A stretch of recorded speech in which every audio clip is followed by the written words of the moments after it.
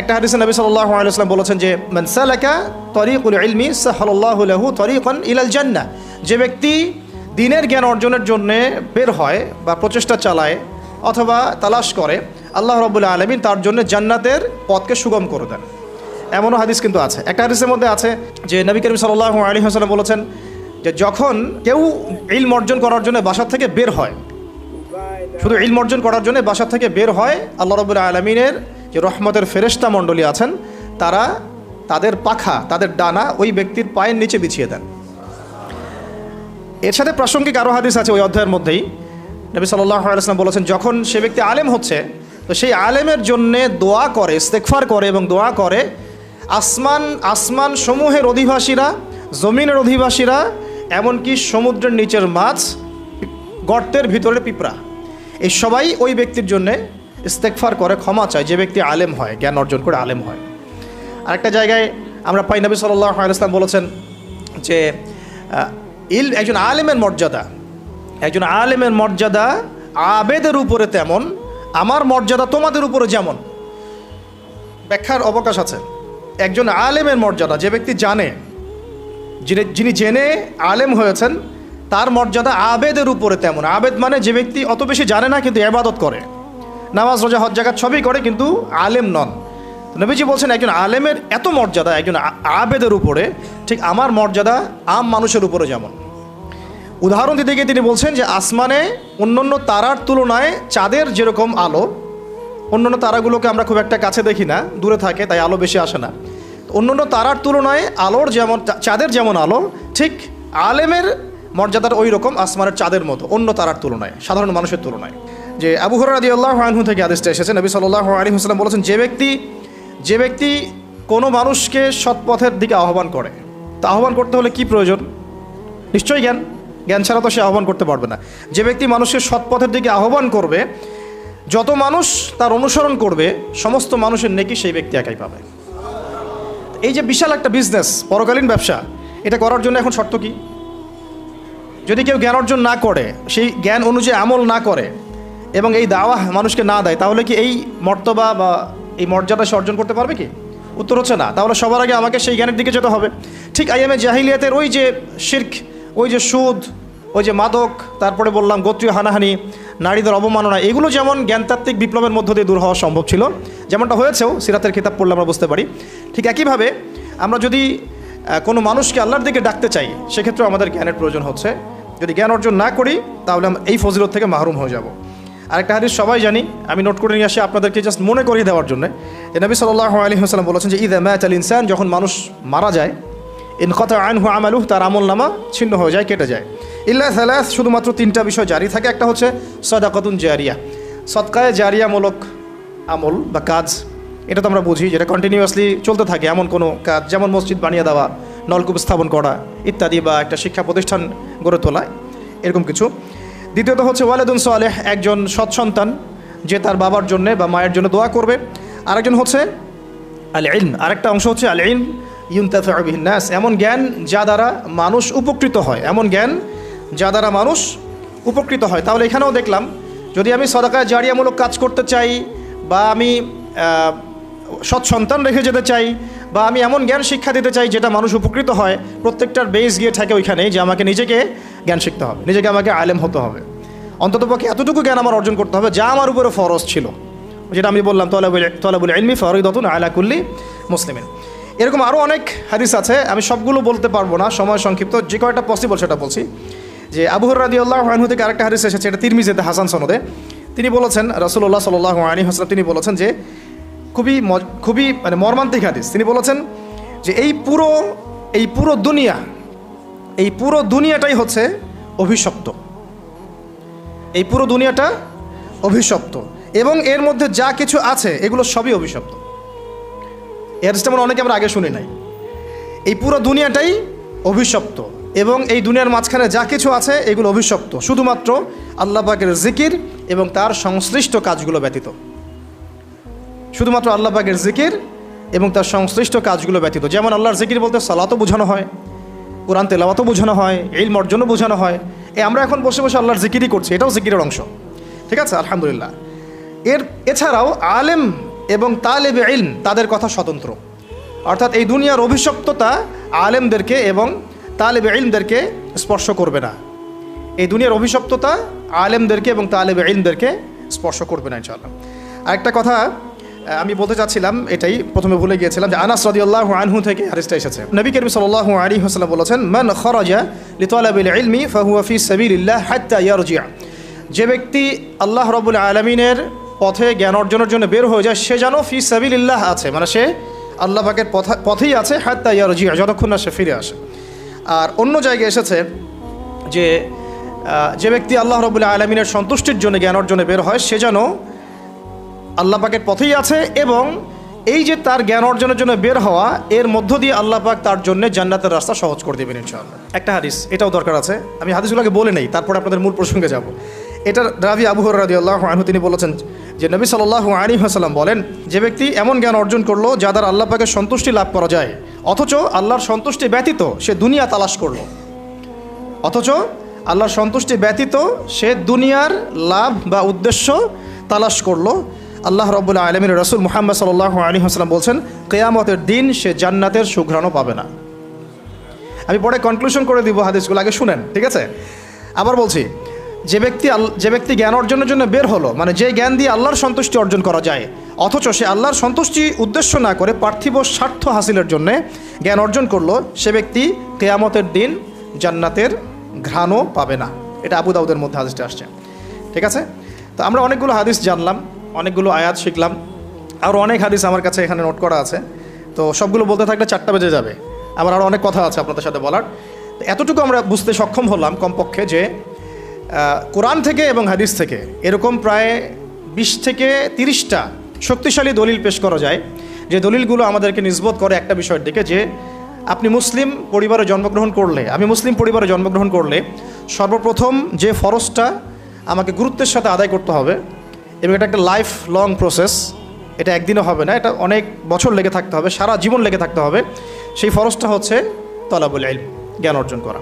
যেটা শুধু ফরজই না, বরং এই ফরজিয়াতটা আমাকে ইসলাম শেখাবে, আমাকে তাবলিগ করা শেখাবে, আমর বিল মারুফের কাজ শেখাবে, নাহি আনিল মুনকারের কাজ শেখাবে, তাজকিয়া অর্জন করা শেখাবে, উম্মাকে নিয়ে ফিকির করা শেখাবে, আমাকে আল্লাহর পথে দাওয়াতের জজবা তৈরি করবে, আল্লাহর পথে জিহাদের জজবা তৈরি করবে, এবং আল্লাহর পথে আল্লাহর রাহে জীবন দেওয়ার মানসিকতাও তৈরি হবে এখান থেকেই। প্রথম যে আয়াতটা আল্লাহ রাব্বুল আলামিন নাজিল করলেন সর্বশেষ কিতাবে, সেটাই হলো জ্ঞান অর্জন সংক্রান্ত।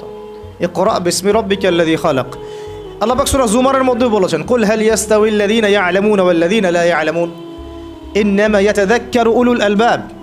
হে নবী, আপনি বলে দিন যে যারা ইলম অর্জন করেছে, যারা জানে আর যারা জানে না, তারা কি কখনো সমান হতে পারে? আল্লাহ পাক বলেছেন, নিশ্চয়ই জ্ঞানী সম্প্রদায়ই উপদেশ গ্রহণ করে থাকে। অন্য জায়গায় আরও পাবেন সূরা ফাতিরের মধ্যে, ইন্নামা ইয়াখশাল্লাহা মিন ইবাদিহিল উলামা। আল্লাহ রাব্বুল আলামিনকে সবচেয়ে বেশি ভয় করে তার উলামা, মানে আলেম ওলামা যারা, এই বান্দারাই আল্লাহ পাকের সবচেয়ে বেশি ভয় করে চলে। অথচ এই ভয়টা একটা মৌলিক আদেশ আমাদের, ইত্তাকুল্লাহ। প্রত্যেক, হয়তো পাড়ায় পাড়ায় আছে, কোরআনের প্রত্যেক পাড়ায় পাড়াতেই আছে, ইয়া আইয়ুহাল্লাযীনা আমানু ইত্তাকুল্লাহ, হে মুমিনগণ তোমরা আল্লাহকে ভয় করো। আর সেই ভয় আসে ইলম থেকে, ইলম থেকে মানুষ উলামা হয়, তারাই আল্লাহ পাককে সবচেয়ে বেশি ভয় করে। এরকম অসংখ্য আয়াত আছে। এই জন্যেই ইলম অর্জনের ক্ষেত্রে আল্লাহ রাব্বুল আলামিন যখন দোয়ার প্রসঙ্গ টেনেছেন, তখনও বলেছেন, ওয়াকুর রব্বি জিদনি ইলমা, ওয়াকুর রব্বি জিদনি ইলমা, হে আমার রব আমার জ্ঞান বৃদ্ধি করুন। আপনারা যদি হাদিসের দিকে তাকান, সেখানেও দেখবেন নবী সাল্লাল্লাহু আলাইহি ওয়াসাল্লাম বলেছেন, তলাবুল ইলমি ফরিদাতুন আলা কুল্লি মুসলিম। তা আমরা কি আর কুল্লি মুসলিমের মধ্যে পড়ি না? তলাবুল ইলমি ফরিদাতুন, তলাবুল ইলম জ্ঞান অর্জন করা, ফরিদা ফরজ করা হয়েছে। ফরিদা মানে নফল নয়, ফরিদা মানে হ্যাঁ নফল নয়, মুস্তাহাব নয়, ফরজ বাধ্যতামূলক, আলা কুল্লি মুসলিমিন, অর্থাৎ প্রত্যেক মুসলিমের উপরে, হোক নর বা নারী, তাদের উপরে জ্ঞান অর্জন করাটা ফরজ করা হয়েছে। আসলে জ্ঞান কিসের জ্ঞান? সেকুলার প্রতিষ্ঠানগুলোর বাইরেও তো এগুলো লেখা আছে, তারা মিন করছে যে এগুলো দিয়ে এই জ্ঞান অর্জন করা বোঝানো হয়েছে। তলাবুল ইলমি ফরিদাতুন আলা কুল্লি মুসলিম, এ দিয়ে কোন জ্ঞানটাকে ফরজ করা হয়েছে? উত্তর হচ্ছে, যেই জ্ঞান আমাকে ইকরা বিসমি রাব্বিকাল্লাযী খালাক এর হক আদায় করবে। ইকরা বিসমি রাব্বিকাল্লাযী খালাক, পড়ুন আপনার সেই রবের নামে যিনি আপনাকে সৃষ্টি করেছেন। মানে জ্ঞান তো সেটাই যা আমাকে আমার স্রষ্টা পর্যন্ত পৌঁছাবে, জ্ঞান তো সেটাই। তাহলে এই আয়াত থেকে বুঝতে পারলাম, জ্ঞান তো সেটাই, জ্ঞান তো তাকেই বলে যা আমাকে আমার স্রষ্টা বা রব আল্লাহ পর্যন্ত পৌঁছায়। ইকরা বিসমি রাব্বিকাল্লাযী খালাক, যিনি আপনাকে সৃষ্টি করেছেন।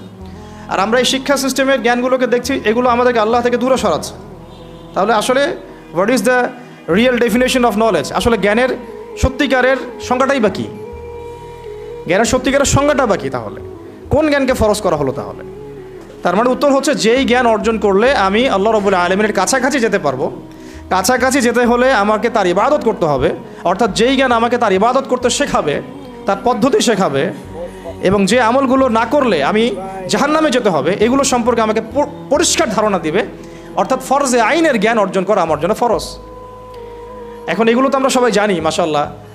এরপরে আমরা যদি দেখি মুসা আলাইহিস সালামের দোয়াটাকে, দেখবেন ওখানেও তিনি বলছেন রব্বি ইশরাহ লি সদরি ওয়া ইয়াসসির লি আমরি ওয়াহলুল উকদাতাম মিন লিসানি ইয়াফকাহু কওলি।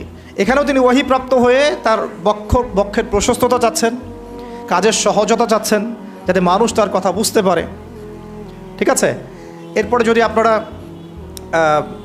সূরা ইয়াতে চলে যান, বনী ইসরাঈলে এবং নাহাল, বিভিন্ন সূরাতে আছে যে ফাসআলু আহলা যিকরি ইন কুনতুম লা তা'লামুন, তোমরা যারা জানো না তারা জ্ঞানীদেরকে জিজ্ঞাসা করো। তোমরা যারা জানো না তারা জ্ঞানীদেরকে জিজ্ঞাসা করো। যখন ইকরা বিসমি রাব্বিকাল্লাযী খালাক আয়াতটা নাজিল হয়েছে, এই সময়ে মক্কার অবস্থা যা ছিল, 23 বছর পরের মক্কার অবস্থা কি তাই ছিল? 23 বছর পর নবী সাল্লাল্লাহু আলাইহি ওয়াসাল্লাম মক্কার মধ্যে যখন আসলেন, ঢুকলেন বিজয়ী বেশে, এবং তিনি মূর্তিগুলো ভেঙে ফেললেন, এবং কুল জা আল হক ওয়া যাহাকাল বাতিল আয়াতগুলো তেলাওয়াত করলেন, মূর্তিগুলো ভাঙলেন, ক্ষমা করে দিলেন। তখন তিনি মক্কায় নির্যাতিত নন, নিপীড়িত নন, দুর্বল নন। তিনি কিন্তু মক্কায় প্রবেশ করেছেন মক্কায় বিজয়ী বেশে, সেনাপতি হিসেবে, কমান্ডার হিসেবে। এখান থেকে তাকে তাড়িয়ে দেওয়া হয়েছিল, তিনি মদিনায় চলে গিয়েছিলেন, সেখানে ইসলামী রাষ্ট্র গঠন করেছিলেন। সেখান থেকে তাবলিগ, সারিয়া, গাজওয়া, দাওয়াত, জিহাদ, তাসকিয়া, তারবিয়ত সব কিছুর মধ্য দিয়ে আবারও মক্কা বিজয় পর্যন্ত তিনি এসেছেন সাহাবিদেরকে নিয়ে। যে সাহাবিরা দুর্বল অবস্থায় সেখান থেকে চলে গিয়েছিলেন, তারা সেখানে বিজয়ীর বেশে প্রবেশ করলেন। এই যে 23 বছরে পুরো আরবের পটভূমি পরিবর্তিত হলো। কত বছরে? এই 23 বছরের মধ্যে যে পুরো আরবের এই পটভূমি পরিবর্তিত হয়ে গেল, এটার সূচনা কী দিয়ে হয়েছিল? এটা সূচনা কী দিয়ে হয়েছিল? প্রথমেই কি মূর্তি ভাঙা দিয়ে? এমনকি প্রথমেই কি নামাজের আদেশ দিয়ে? প্রথমে কি সুদ ছাড়া দিয়ে? প্রথমে কি নারীদেরকে পর্দা করার মধ্য দিয়ে, বা গোত্রীয় হানাহানি বন্ধ করার মধ্য দিয়ে? আরবের মৌলিক যে সমস্যাগুলো ছিল, এই সমস্ত মৌলিক সমস্যার ডালপালায় আঘাত না করে সর্বপ্রথম শেকড়ে আঘাত করেছেন। নবী সাল্লাল্লাহু আলাইহি ওয়াসাল্লাম 23 বছর পরে মক্কায় প্রবেশ করলেন। আপনারা কি মক্কায় তখন কোনো শিরক দেখতে পাচ্ছেন? ওই 23 বছর পরে কোনো শিরক আছে? কোনো রিবা বা সুদ, কোনো মাদক, বা কোনো জিনা, ব্যভিচার, পরকিয়া, জুলুম, গোত্রীয় কোনো হানাহানি, মেয়ের অবমাননা কিছু আছে? তো এই যে 23 বছরে একটা সমাজকে পরিপূর্ণ পরিবর্তন করা, আমূল পরিবর্তন করা, তো আল্লাহ রাব্বুল আলামিন সমস্যার একটা একটা করে সমস্যার ডালপালায় না গিয়ে শেকড়ে কেন গেলেন? কারণ এটাই হচ্ছে একটা সমাজ পরিবর্তনের মূল পথপদ্ধতি বা পাথেয়, যে আমাদেরকে শেকড়ে গিয়ে আঘাত করতে হবে। তো শেকড়টা তাহলে কি ছিল? নিঃসন্দেহে সেই আইয়ামে জাহিলিয়াতের অন্ধকারকে দূর করা, এবং সেটা জ্ঞানতাত্ত্বিক বিপ্লবের মধ্য দিয়ে। শুরুটা কি হবে? শুরুটা হতে হবে জ্ঞানতাত্ত্বিক বিপ্লবের মধ্য দিয়ে। তো এই জিনিসটাই আজকে আসলে মূল জায়গায় আমি আপনাদেরকে টাচ করতে চাচ্ছি, যে এখন যদি একটু মনোযোগ ধরে রাখি আমাদের দিকে, এখন যদি আমরা এই বাংলাদেশটাকে, বিশ্বের কথা বাদ দিলাম, এটা তো অনেক বড় স্কেলের কথা, বিশ্বের কথা অনেক বড় স্কেলে হয়, আর যাদের মাথায় ক্যাপাসিটি আছে বড় করে চিন্তা করার, তারা চিন্তা করেন, সমস্যা নাই। আমি ছোট করেই বলছি আপনাদের সবার সুবিধার্থে। যদি বাংলাদেশকেই চিন্তা করি আমরা, তো এখন কি বাংলাদেশের মধ্যে সেই আইয়ামে জাহিলিয়াতের মতো শিরকের ব্যাপারটা আছে কি নাই? এটা কি বোঝা যায় যে আছে? অনেকে কিন্তু বুঝে। অনেক মানুষ আমাদের দেশে, আমাদের সমাজে, আমাদের সমাজ নিয়ে কথা বলছি, বাইরে না হয় নাই গেলাম, আমাদের দেশে, আমাদের সমাজে শুধু কবর পূজা, মাজার পূজা, আল্লাহ ছাড়া অন্য কাউকে সেজদা করা, অন্য কারোর কাছে দোয়া করা, এই শিরকগুলো তারা খুব ভালো বোঝেন, এবং এগুলোর দার্স আপনারা বহু শুনেছেন। কিন্তু সংস্কৃতির মধ্যে শিরক আছে, এটা তারা বলতে ভয় পান বা বলেন না অনেকেই। অর্থনীতির মধ্যে শিরক আছে, কুফর আছে, এটা অনেকে বলতে ভয় পান বা অজ্ঞতার কারণে বলেন না, বা বলতে পারেন না, বা সেই যোগ্যতা তারা হাসিল করেন নাই। আর শিক্ষা ডিপার্টমেন্টের মধ্যেও যে শিরক আর কুফর ঢুকে গেছে, এটা অনেকে বুঝেনও না, বলেনও না। অনেকে আবার দুনিয়ার ভয় চুপ করে থাকেন, স্বার্থে চুপ করে থাকেন। আর রাজনৈতিক অঙ্গনে যে শিরকের মহামারী, শুধু শিরক না, এটা হচ্ছে শিরকের পুরো মহামারী, এটা নিয়ে কেউ কথা বলতে চান না, বা যাদের কথা বলা উচিত তারাও চুপ করে থাকেন। অনেকে আবার হিকমতের দোহাই দিয়ে সেই শিরকের মধ্যে ডুবেও যান আর কি।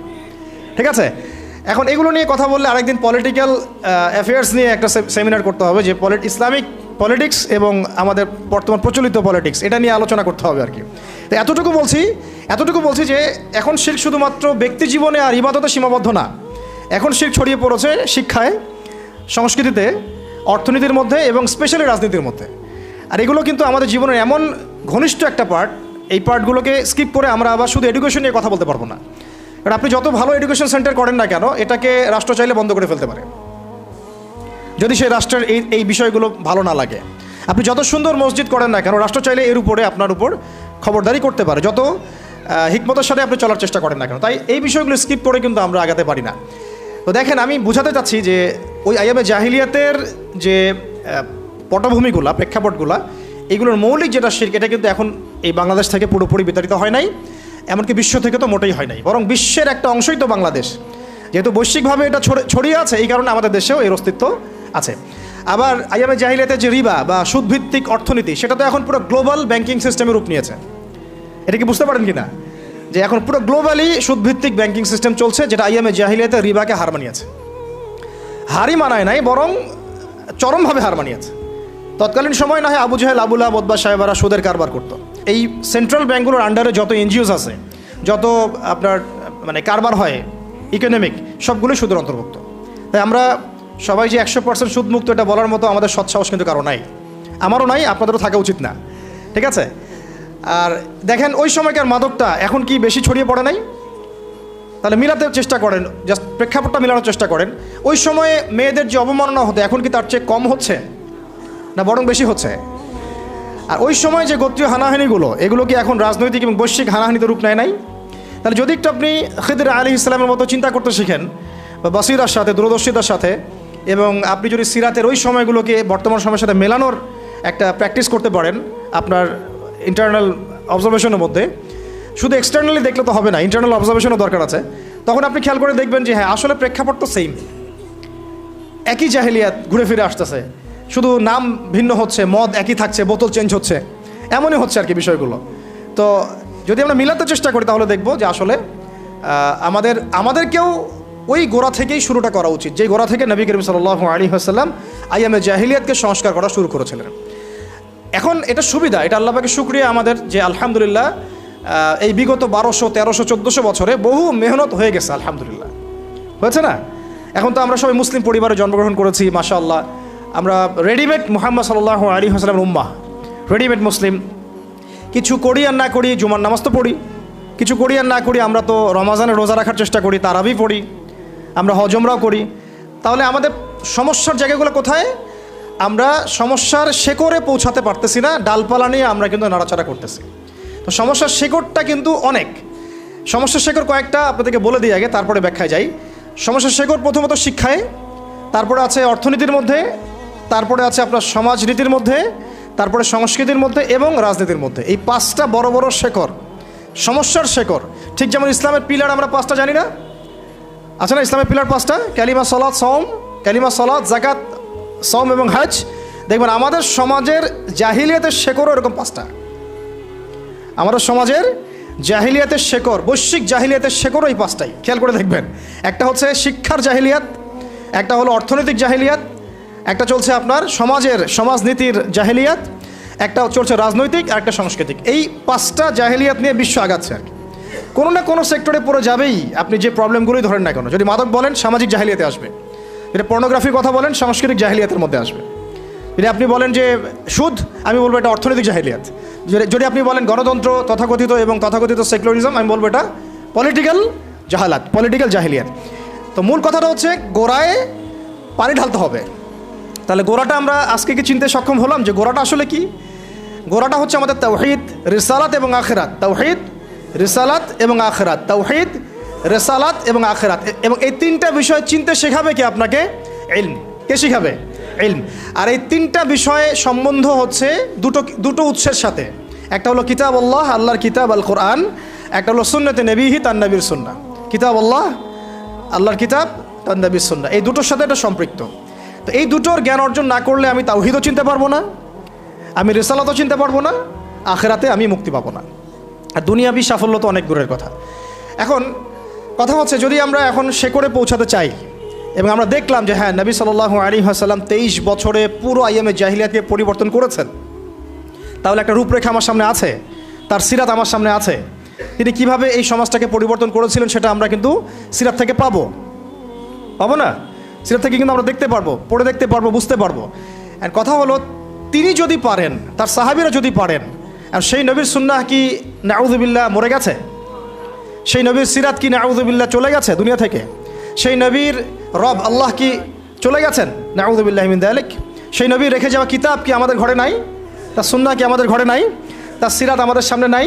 তাহলে ওই সময়ের আইয়ামে জাহেলিয়াত যদি জ্ঞানতাত্ত্বিক রেভলিউশনের মধ্য দিয়ে 23 বছরে পরিবর্তন হতে পারে, তাহলে আমাদের সমাজ কেন নয়? একটু আত্মবিশ্বাস কিছু পাওয়া যাচ্ছে?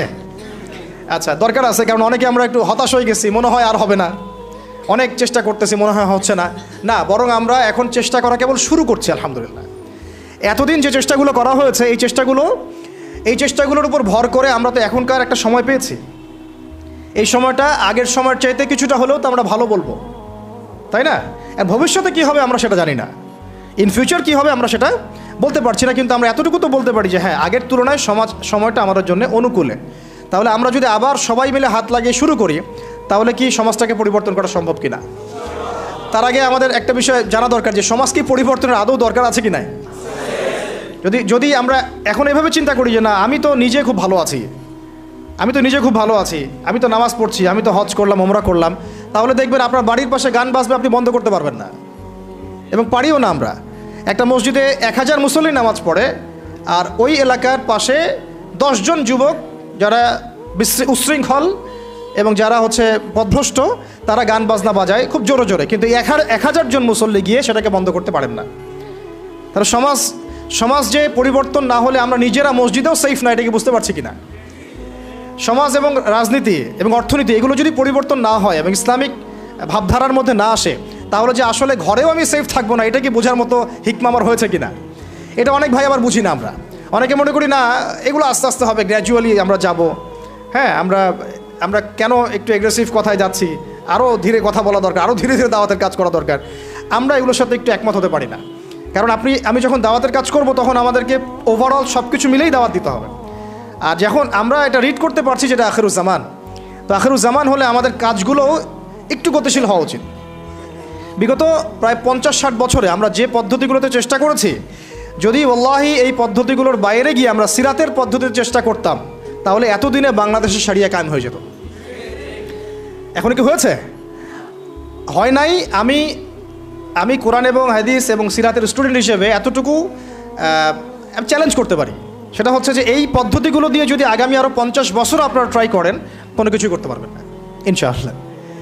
এই পদ্ধতিগুলো দিয়ে যদি আপনারা আগামী আরও 50 বছরও ট্রাই করেন, যা আছে লাউ থেকে কদু হইতে পারে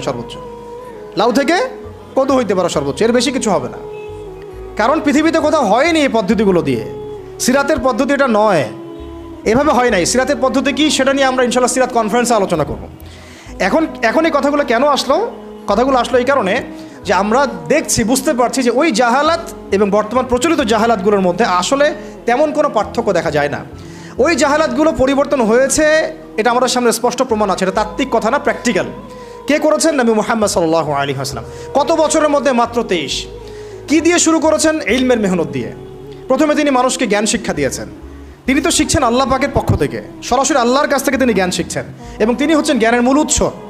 আমাদের সমাজ মনে করে মানুষের জ্ঞানের মূল উৎস হচ্ছে মানুষের বুদ্ধি অথবা অভিজ্ঞতা অথবা মানব রচিত তন্ত্রমন্ত্রের মতবাদ, এগুলোই হচ্ছে জ্ঞানের মূল উৎস বলে তারা মনে করে। বলে নাউযুবিল্লাহ। এটা হচ্ছে শিক্ষাক্ষেত্রে শিরক। এই শিক্ষা সিস্টেম বিশ্বাস করে না যে জ্ঞানের মূল উৎস হচ্ছে আল্লাহ রাব্বুল আলামিন। আমি চ্যালেঞ্জ করতেছি তাদেরকে, বলেন আপনারা কি বিশ্বাস করেন যে জ্ঞানের মূল উৎস আল্লাহ পাক? তাদের কিতাব, তাদের সিলেবাস, তাদের কারিকুলাম এটা নাই। বরং তাদের বিশ্বাস জ্ঞানের মূল উৎস হচ্ছে রোমান সাম্রাজ্য। ওখান থেকেই মনে হয় সব কিছু আসছে। আমরা ফিলোসফি পড়েছি তো, প্রত্যেকটা মতবাদী রোমানদেরকে মাথার উপরে আনা হচ্ছে।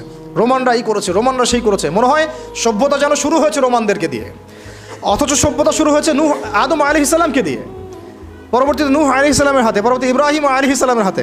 সভ্যতা শুরু হয়েছে নবীদের হাতে, শেষও হবে একজন নবীর হাতে। তার নাম ঈসা আলাইহিস সালাম। তাহলে আমাদেরকে এগুলো গিলানো হচ্ছে বই পুস্তকের মধ্যে। তো শিরক প্রত্যেকটা জায়গা আছে, এটা পরে বলবো ইনশাল্লাহ আপনাদেরকে আরেকদিন ইনশাল্লাহ।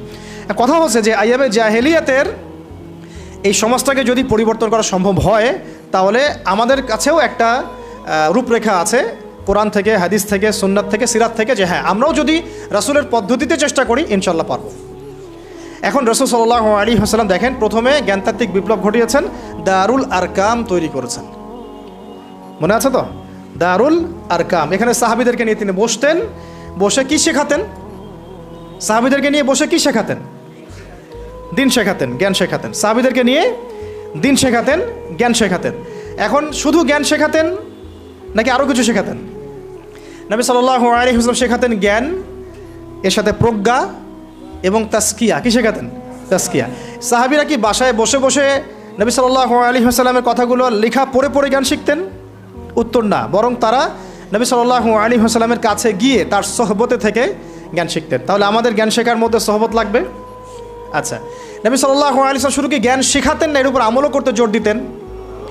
এমন কোনো সাহাবী ছিলেন যিনি কোনো জ্ঞান শিখেছেন বা আমল করেন নাই? আমরা অসংখ্য জ্ঞান জানি কিন্তু আমল করি না।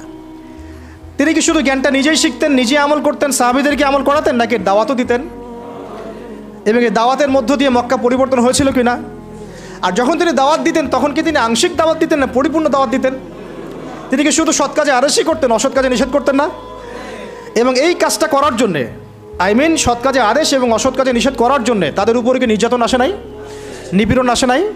ঘরবাড়ি ছাড়তে হয় নাই? হিজরত করতে হয় নাই? এক পর্যায়ে তায়েববাসীর কাছ থেকে মার খেতে হয়েছে, পরবর্তীতে মদিনায় হিজরত করতে হয়েছে, মাতৃভূমি ত্যাগ করতে হয়েছে।